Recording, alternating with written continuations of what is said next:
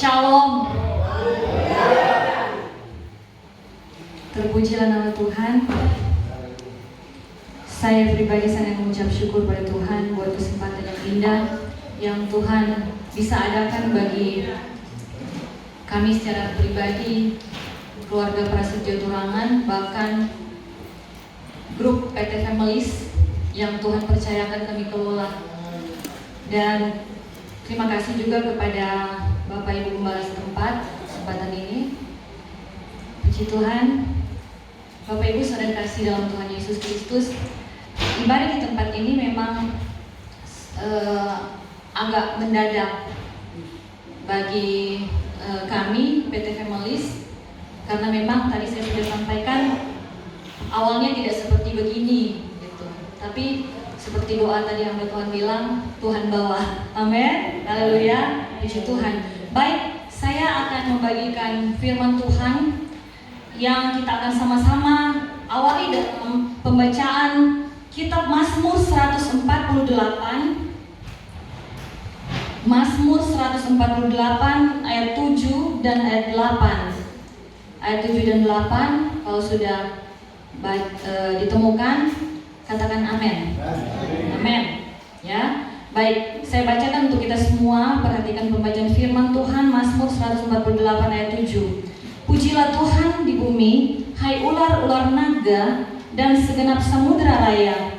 Ayat 8, hai api dan hujan es, salju dan kabut, angin badai yang melakukan firman-Nya. Katakan amin. Puji Tuhan. Bapak Ibu saudara dikasih dalam Tuhan, firman Tuhan saya beri judul di dalam badai. Dan sebenarnya firman Tuhan ini sudah saya bagikan 2 hari yang lalu di sidang jemaat GKMI di Mapanget, tetapi saya kemudian ada dorongan untuk kembali membawakan firman Tuhan. Saya tahu di tempat ini bahkan hampir 100% di sini hamba Tuhan. Tetapi baiklah, saya minta kesempatan ini untuk saya bagikan firman Tuhan yang Tuhan sudah taruh di dalam hati saya. Bapak Ibu, kita kembali perhatikan, dan ada penekanan di dalam Mazmur 148 khusus pada 8b. Di sana dikatakan angin badai yang melakukan firman-Nya. Ternyata angin badai itu melakukan firman Tuhan. Saya juga baru tahu. Nah, mari kita perhatikan. Saya kemudian mencari arti badai itu dalam Kamus Bahasa Indonesia. Badai adalah angin kencang yang menyertai cuaca buruk yang datang dengan tiba-tiba, yang memiliki kecepatan sekitar 64-72 knot. Itu arti dari badai, kata badai. Nah, yang menjadi menarik bagi saya ketika Tuhan bawa untuk saya mempersiapkan pelayanan ini, dan pelayanan hari Minggu barusan, itu adalah untuk belajar tentang seekor burung atau salah satu binatang ciptaan Tuhan, yaitu burung Raja Wali yang suka sekali dengan badai. Burung Raja Wali suka sekali dengan badai. Dan di dalam Alkitab kita akan temukan ada 34 kali burung Raja Wali itu dicatat. Berarti ada pesan yang ingin Tuhan sampaikan kepada kita untuk belajar tentang burung ini, Raja Wali. Salah satunya kita akan temukan, Alkitab mencatat dalam kitab Yesaya 40 ayat 31. Ini adalah ayat pokok yang pertama saya bawakan dalam renungan firman Tuhan sehingga pelayanan ini terbentuk PT Families, yaitu ketika saya diundang menjadi pengkhotbah di gereja Pantai Costa di Indonesia, Praise and Worship. Nah, ada di sini ibu gembalanya. Jadi mereka yang pertama kali mengundang saya. saya. Walaupun memang di 2016 ada sekali pelayanan seperti begini, dan juga di 2017 undangan masuk lagi karena sosial media ya Bapak Ibu, tetapi saya menolak. Tetapi proses Tuhan kemudian membawa saya dengan pelayanan yang sepertinya non-stop. Diawali dengan tahun 2021, 31 Oktober. Ketika itu saya terkesan dengan tulisan postingan dari seorang pebulu tangkis Indonesia, yaitu Jonathan Christie. Dia membagikan Instagramnya tentang burung Raja Wali. Kalau kita baca dalam Yesaya 40 ayat 31, itu mengibaratkan sesuatu yang menarik. Tetapi orang yang menanti-nantikan Tuhan mendapat kekuatan baru. Mereka seumpama, perhatikan, kita diberikan satu contoh dari makhluk hidup, sementara kita adalah ciptaan yang paling mulia. Seumpama Raja Wali yang naik terbang dengan kekuatan sayapnya, mereka yang menanti-nantikan Tuhan itu tentunya berlari dan tidak menjadi lesu. Mereka berjalan dan tidak menjadi lelah. Sangat menarik Bapak Ibu. Dan ketika itu saya membahas tentang Raja Wali. Tetapi kali ini mari kita melihat mengapa menantikan Tuhan diumpamakan seperti Raja Wali terbang.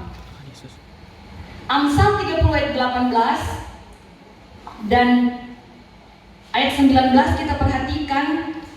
Amsal 30 ayat 18, ada 3 hal yang mengherankan aku, kata Amsal, yaitu Agur bin Yake.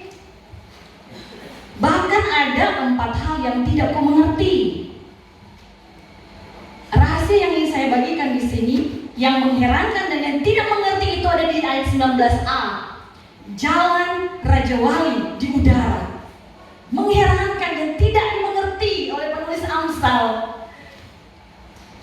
Nah, apa sebenarnya yang mengherankan yang tidak dimengerti? Jalan Raja Wali di udara, kata penulis Amsal tersebut. Jalan di udara itu menggambarkan terbang ya. Tidak mungkin ya burung itu jalan di udara. Itu bahasa kiasan yang ternyata sudah saya bilang tadi. Heran, burung yang lain tidak suka dengan badai, tidak suka dengan angin ribut. Raja Wali malah menantikan badai itu. Kalau diumpamakan badai itu adalah pergumulan kehidupan saya dan saudara, kalau mengibaratkan badai itu adalah pergumulan, apakah kita mau seperti Raja Wali yang suka menantikan badai? Bapak Ibu suka menantikan badai hidup? Masih ragu-ragu. Tapi diibaratkan dengan burung Raja Wali, Bapak Ibu. Sehingga penulis Amsalnya terheran-heran melihat Raja Wali yang terbang itu, dia suka dengan badai, sementara manusia ada yang suka, ada yang tidak suka dengan badai hidupnya. Kita perhatikan fakta Raja Wali dan badai dari berbagai sumber yang sudah saya rangkul dan rangkum. Pertama, ketika badai datang, Raja Wali tidak bersembunyi, tidak lari, tidak menghindar. Itu artinya apa? Anak-anak Tuhan yang percaya kepada Tuhan, kalau ada persoalan datang, dihadapi. Amin. Haleluya. Jangan lari dari persoalan. Jangan menghindar dari persoalan. Jangan bersembunyi. Persoalan itu diselesaikan, bukan dipersoalkan. Amin. Haleluya. Cari jalan keluarnya. Lanjut yang kedua, dalam badai, ketika Raja Wali menghadapi badai itu, dia terbang dengan membentangkan sayapnya yang ternyata 2 kali lebih besar daripada tubuhnya sendiri. Dia membentangkan sayapnya. Ini bicara tentang apa? Kalau ada pergumulan hidup yang datang pada saya dan saudara, jangan mengandalkan kekuatanmu. Burung Raja Wali atau burung-burung yang lain kekuatannya adalah sayap. Tetapi dia tidak pakai sayap itu. Ini bicara tentang penyerahan. Amin. Kita berserah kepada kekuatan Tuhan, bukan pada kekuatan kita. Dia punya kelebihan sayap, kita punya kelebihan apa? Itukah yang harus kita andalkan, Bapak Ibu? Firman Tuhan jelas katakan, belajar pada burung Raja Wali. Amin. Haleluya. Kalau ada masalah, ada tantangan, ada badai hidup, jangan mengandalkan kekuatanmu sendiri. Amin. Haleluya. Yang ketiga, Raja Wali membiarkan dirinya dalam badai. Membiarkan dirinya dalam badai. Itu artinya apa buat saya dan saudara? Bahwa dalam setiap pergumulan kehidupan kita menikmati itu sebagai proses hidup. Amin. Haleluya. Membiarkan diri dalam badai, dalam pengertian yang baik. Kita menikmati setiap proses yang Tuhan kerjakan dalam kehidupan kita. Karena dalam pergumulan kita, Tuhan bekerja, Tuhan memproses. Haleluya. Yang keempat, Raja Wali itu terbang memanfaatkan kekuatan badai. Tadi ketika dia di dalam badai, dia manfaatkan kekuatan badai itu tanpa mengepakkan sayapnya agar tetap ada energi dalam tubuhnya. Jadi kita belajar kalau di dalam badai itu, ketika kita sudah mengandalkan Tuhan, berserah sungguh kepada Tuhan, jangan berontak. Amin.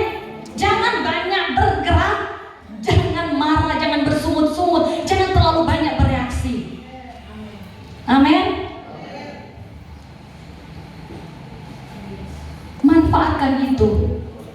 Manfaatkan itu karena ada gunanya, Bapak Ibu.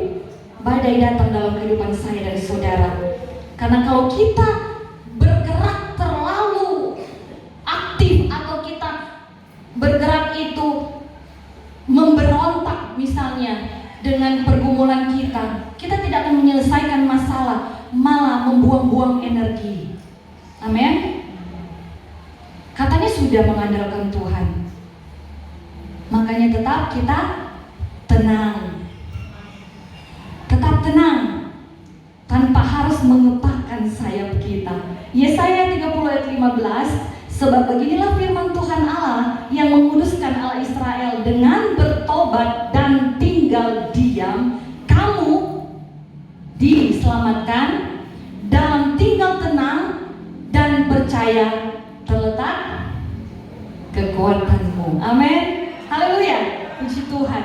Dan kalau kita hubungkan dalam 1 Petrus 4 ayat 7, firman Tuhan berkata demikian, kesudahan segala sesuatu sudah dekat.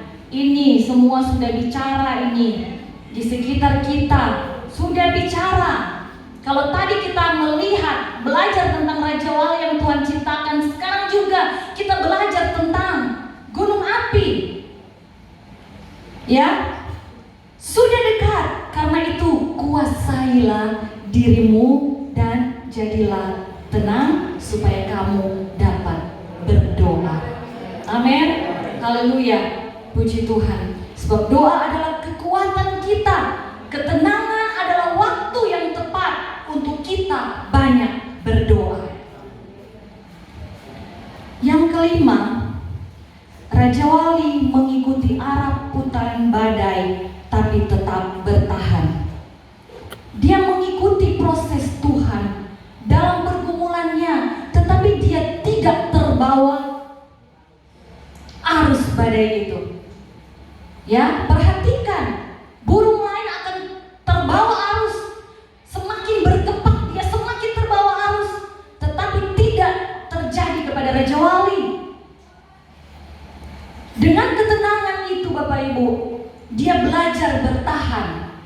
Kita kalau dapat angin kencang, biasanya kan mundur kan, ya, mundur kayaknya mau terbawa, kayaknya mau jatuh. Tapi kalau kita belajar kekuatan kita, melatih diri kita, dia ini melatih kemampuan yang Tuhan berikan, yaitu sayapnya. Dia latih sayap itu untuk tahan terhadap badai.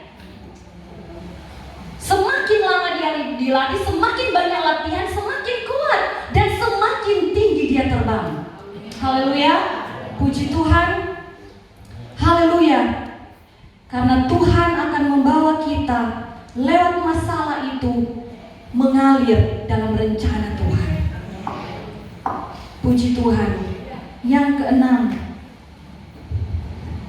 semakin dahsyat badai ternyata semakin berdampak positif bagi burung Raja Wali. Seperti yang sudah saya katakan tadi, melatih kekuatannya. Saya dan saudara, kalau mungkin ada di antara kita yang suka hari pagi, suka olahraga apapun, itu mulai dengan yang pelan dulu, kemudian tambah lagi speednya. Begitu dengan mengangkat barbel atau latihan-latihan fisik lainnya, mulai dari sedikit, lama-lama kita semakin kuat. Nah, demikian juga melatih kekuatan sayapnya untuk lebih kuat lagi, bertahan. Seperti Lukas 21 ayat 19 kita perhatikan, kalau kamu tetap bertahan, kamu akan memperoleh hidupmu. Amin. Yang terakhir, Raja Wali melihat badai bukan sebagai bencana, tetapi sebagai kesempatan untuk terbang lebih tinggi lagi. Haleluya, puji Tuhan. Dia tahan badai itu, angin kencang, dia istilahnya dia menaikkan tubuhnya lagi di atas angin yang baru. Angin lagi datang, dia tambah lagi lebih tinggi lagi, tapi sambil bertahan. Jadi tidak hanyut dengan badai. Bapak Ibu Saudara kekasih dalam Tuhan Yesus Kristus, jadikan badai hidup yang menerpa kehidupanmu menjadi kesempatan buat saya dan saudara untuk naik level. Haleluya, puji Tuhan. Haleluya. Dan ada pesan Tuhan, dua hal yang ingin saya bagikan sebagai penutup. Penting, mengapa kita tidak perlu takut terhadap badai? Bahkan diajari oleh Raja Wali, ayo badai datang, saya sudah siap. Mengapa penting? Kita tidak perlu takut, kita harus tenang. Karena yang pertama, badai membuat kita naik tinggi. Seperti 2 Raja-Raja 2 ayat 1, Tuhan hendak menaikkan Elia ke sorga dalam angin badai. Tuhan pakai juga angin badai itu membawa Elia naik ke sorga. Mungkin badai kehidupan saya dan saudara berbeda, tetapi pastikan dalam hidupmu, ketika engkau mengandalkan Tuhan, engkau berserah kepada kekuatan Tuhan, engkau tetap tenang, tetap kuat dalam iman, dalam pengharapan kepada Tuhan. Tuhan sedang membawamu naik lebih tinggi lagi. Amin. Haleluya. Tuhan bisa pakai badai itu membuat Elia naik ke sorga. Dan yang kedua, kalau kita perhatikan Ayub pasal 38 sampai ayat 42, itu judulnya, Lembaga Alkitab kasih jawab Tuhan kepada Ayub. Ternyata kalau kita lihat Ayub 38 ayat 1, tadi judul babnya jawab Tuhan kepada Ayub. Sekarang Ayub 38 ayat 1 dan selanjutnya itu judulnya kekuatan Tuhan di alam semesta. Dan pada ayat 1 kita perhatikan, maka dari dalam badai Tuhan menjawab Ayub. Ini bicara apa? Di dalam badai ada jawaban Tuhan. Amin. Haleluya. Ternyata di dalam badai Tuhan ada di sana dan Dia menjawab saya dan saudara. Ayub 40 ayat 1 pun demikian. Maka dari dalam badai Tuhan menjawab Ayub 2 kali, kata katanya itu sah. Semakin diteguhkan bagi saya dan saudara, amin. Ternyata Tuhan ada di dalam badai kehidupan saya dan saudara, bersama dengan kita, dan bahkan menjawab setiap masalah-masalah kita, memberi kita kemenangan, amin. Haleluya, puji Tuhan. Tuhan membawa kita naik tinggi. Dengan badai itu, Tuhan juga ada di dalam badai untuk menjawab kita, dan bersama-sama dengan kita berproses untuk menikmati Tuhan. Dan Bapak Ibu Saudara dikasih dalam Tuhan Yesus Kristus, manusia yang mau diangkat tinggi harus suka menanti badai untuk melatih iman, melatih pengampunan, melatih kesabaran, amin. Haleluya, puji Tuhan. Melatih kemurnian kita sebagai hamba-hamba Tuhan. Puji Tuhan, haleluya. Di dalam badai hidup kita sudah perhatikan tadi, jangan berontak, jangan menyalahkan keadaan, karena yang menakutkan belum tentu mencelakakan. Lebih baik berserah, apalagi mau menyalahkan Tuhan dengan proses Tuhan dalam kehidupan saya dan saudara. Karena kita harus paham bersama, sesuatu yang awalnya kadang mengkhawatirkan kepada saya dan saudara, menakutkan awalnya datang dalam kehidupan kita, itu justru yang Tuhan pakai menolong kita naik lebih tinggi. Kita beri kemuliaan bagi nama Tuhan. Puji Tuhan, haleluya, puji Tuhan. Mazmur 148 ayat 8b kita sudah baca. Sekali lagi saya baca bagi kita semua. Badai yang melakukan firman-Nya, artinya setiap badai hidup dari Tuhan, di situ ada rencana Tuhan yang indah bagi kehidupan saya dan saudara, amin. Haleluya, puji Tuhan. Saya tahu di tempat ini sudah melewati badai yang sebenar-benarnya. Itu juga merupakan sebuah pergumulan bagi masyarakat di tempat ini. Tetapi perhatikan kata firman Tuhan, pesan bagi jemaat juga di tempat ini, bagi masyarakat di tempat ini. Badai itu akan membuat kita lebih tinggi. Badai itu akan membuat kita naik level. Karena di dalam badai ada Tuhan dan ada jawaban Tuhan. Puji Tuhan, haleluya. Mari saya undang WL dan Singers. Ku kan terbang tinggi.